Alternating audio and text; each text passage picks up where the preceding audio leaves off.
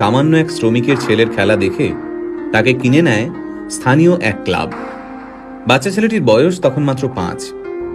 কিন্তু ভাগ্যের কি পরিহাস, মাত্র 11 বছর বয়সে এক বিরল রোগ ধরা পড়ল এই বিস্ময় বালকের। পরিস্থিতি এমন হলো যে চিকিৎসা শুরু না হলে বাচ্চাটির প্রাণ সংশয় হতে পারে। সেই চিকিৎসার জন্য মাসে 75,000 টাকা প্রয়োজন। কিন্তু সামান্য এক শ্রমিক বাবা কিভাবে জোগাড় করবেন এই টাকা? স্থানীয় যে ক্লাবে ছেলেটি খেলতো তারাও এই বিপুল পরিমাণ টাকা দিতে অস্বীকার করল। খেলা তো দূর, একটা সময় যার বেঁচে থাকা নিয়ে সংশয় দেখা গিয়েছিল, আজ সেই ছেলেটাই এই পৃথিবীর সর্বকালের সেরা একজন ফুটবলার। হ্যাঁ, ঠিকই ধরেছেন। আজকের ভিডিওতে আমরা কথা বলবো লিওনেল মেসিকে নিয়ে। 1987 সালে আর্জেন্টিনার রোজারিওতে জন্ম হয় মেসির। বাবা কাজ করতেন স্টিল ফ্যাক্টরিতে, মা ছিলেন সাফাই কর্মী। হাঁটতে শেখার আগেই ফুটবল নিয়ে কসরত করা শিখে যায় ছোট্ট মেসি। পায়ে বল নিয়ে যেন জাদু দেখাতে পারত ছোট্ট ছেলেটা। তার খেলা দেখে মাত্র 5 বছর বয়সে তাকে কিনে নেয় স্থানীয় এক ক্লাব। ছোট্ট মেসির খেলা দেখতে দূর দূরান্ত থেকে মাঠে ভিড় জমাতো দর্শকরা। তাই মাত্র 5 বছর বয়সী মেসির খবর ছড়িয়ে পড়ে আর্জেন্টিনা থেকে স্পেনে।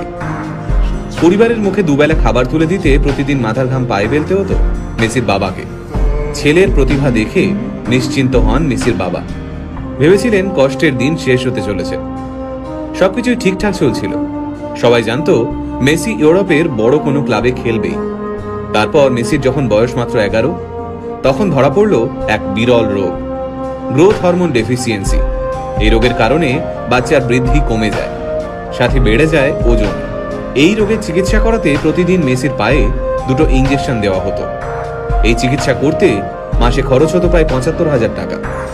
মেসির পরিবারের পক্ষে এই বিপুল পরিমাণ টাকা দেওয়া অসম্ভব হয়ে দাঁড়ায়। আর ওই সময় মেসির ক্লাব এই বিপুল টাকা দিতে অস্বীকার করে। চিকিৎসার খরচ জোগাতে বিভিন্ন ক্লাবের দরজায় দরজায় ঘুরতে থাকেন মেসির বাবা। কিন্তু মাত্র 11 বছরের একটা বাচ্চার জন্য প্রত্যেকটা ক্লাব এই বিপুল পরিমাণ টাকা দিতে অস্বীকার করে। তবে চিকিৎসা চলাকালীন মেসিকে মাঠ থেকে এক মুহূর্তের জন্যও দূরে সরিয়ে রাখা যায়নি। সেই সময় ওই মাঠে উপস্থিত ছিলেন ফুটবল ক্লাব বার্সেলোনার এক প্রতিনিধি। মেসির পায়ের জাদু দেখে মেসিকে স্পেনের বার্সেলোনায় নিয়ে যেতে চান সেই প্রতিনিধি। হাতের কাছে কোনো কাগজ না থাকার কারণে একটা ন্যাপকিনেই কন্ট্রাক্ট লেখা হয়। তাতে সই করেন মেসির বাবা। সেই বহুমূল্য ন্যাপকিন এখনো মেসির কাছে রয়েছে। তারপরের ইতিহাস আমরা সবাই জানি।